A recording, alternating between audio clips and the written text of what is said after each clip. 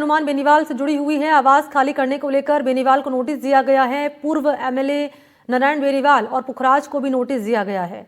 ज्योतिनगर और जालूपुरा में सरकारी आवास विधायक नहीं होने के बावजूद सरकारी आवास पर कब्जा किया हुआ, इसी को लेकर नोटिस।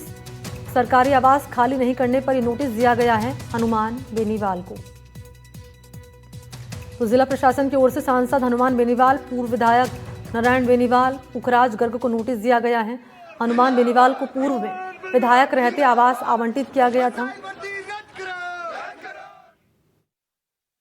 तकलीफ लोगों को इस बात के लिए कि उनके जो सभाएं होती इतनी मैं जनसुनवाई करता हूँ रोज। कई बीजेपी के नेता मिलकर सभा करते हैं ना, वो तो 5,000 लोगों को मैं सुनता हूँ रोजाना। उनको बहुत बड़ी तकलीफ है कि हनुमान ही हनुमान नजर क्यों आ रहा है चारों। लड़ता भी वो दिखेगा, लोग भी उसके साथ हैं, ईमानदारी में वो है, पार्लियामेंट में सबसे ज्यादा बोलता है, राजस्थान के हितों की बात करता है, सब समाजों के लिए लड़ रहा है, किसान जवान तमाम मुद्दों के लिए। तो हनुमान को कैसे डिफेम करें, इसलिए उन्होंने जब कोई नहीं था घर पे तो पोल से फोटो खींच के भाग गए चोर। पुलिस चोरों की तरह भाग गई वहां से 15 घर। कौन रोक रहा था पुलिस को वहां? और अगर इनको कनेक्शन काटना होता तो मुझे नोटिस देते, या मैं वहां रहता उस दिन काटते, तब तो कोई मर्दानगी थी। और इसी पर ज्यादा जानकारी लिए रेजिडेंट एडिटर हर्षा कुमारी सिंह जी हमारे साथ मौजूद हैं। हर्षा जी, यहाँ पर हनुमान बेनीवाल से जब इस मामले को लेकर सवाल किया गया तो वो बीजेपी पर ही आरोप लगा रहे हैं, कहकर कि मुझ पर बिना वजह निशाना साधा जा रहा है और ये एक्शन लिया जा रहा है। जी देखिए, हनुमान बेनीवाल और जो मौजूदा बीजेपी सरकार है उन दोनों के बीच अब तकरार बढ़ती जा रही है और एक फ्लैश पॉइंट और क्लैश पॉइंट हम कह सकते हैं वो स्थिति उस पर आ गई है। सबसे पहले जब हनुमान बेनीवाल ने जो बाई इलेक्शन हारा था जिसमें रेवत राम जीते थे, वो कहते हैं कि क्योंकि उसकी वाइफ लड़ रही थी तो हनुमान बेनीवाल बनाम ज्योति मिर्धा वाला इलेक्शन था। तब से ये स्थिति इस तरह से शुरू हुई है कि हनुमान बेनीवाल एक इंडिपेंडेंट पॉलिटिकल नैरेटिव की तलाश में है और ये सारे जो मुद्दे हैं, अब उन्होंने एसआई भर्ती का मुद्दा उठाया था जो राजस्थान सरकार के लिए गले की हड्डी बन चुका है। उन्होंने ये भी कहा है कि इसको रद्द करवाने के लिए वो दिल्ली तक कूच करेंगे।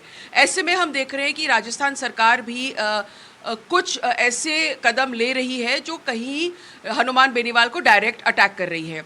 Non payment of electricity dues के कारण उनके घर की बिजली काट दी गई है, जिससे आप देख रहा और आपने सुना कि वो बहुत ज़्यादा खफा है। उसके बाद में जो उनका सरकारी आवास है, यहाँ पर उनका जो एमएलए क्वार्टर है उनका और उनके भाई का, क्योंकि अब आरएलपी 0 हो गई है विधानसभा में, तो उनको कहा गया है कि आप इसे खाली कीजिए। सिर्फ हनुमान बेनीवाल ही नहीं लेकिन बाकी एमएलएस को भी कहा गया है कि आप उसे खाली कीजिए।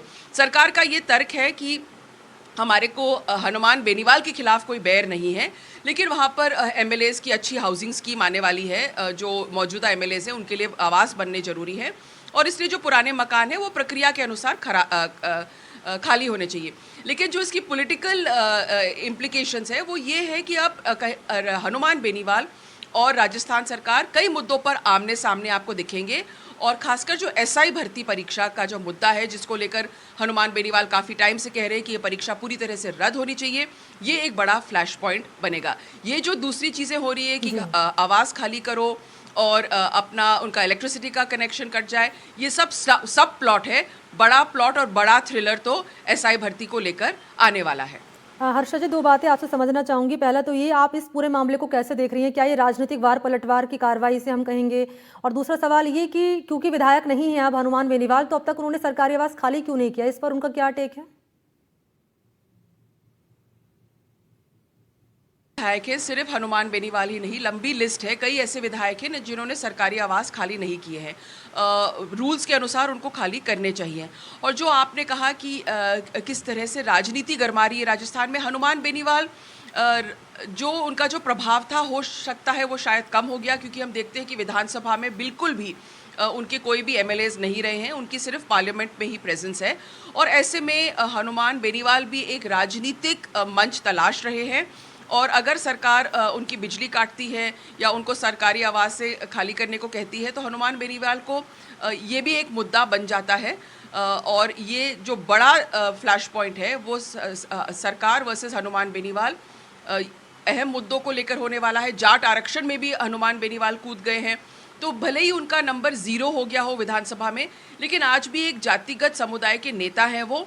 युवाओं में उनकी अच्छी पकड़ है और ऐसे में इसको लेकर राजस्थान में आगामी दिनों में राजनीति ज़रूर गरमाएगी।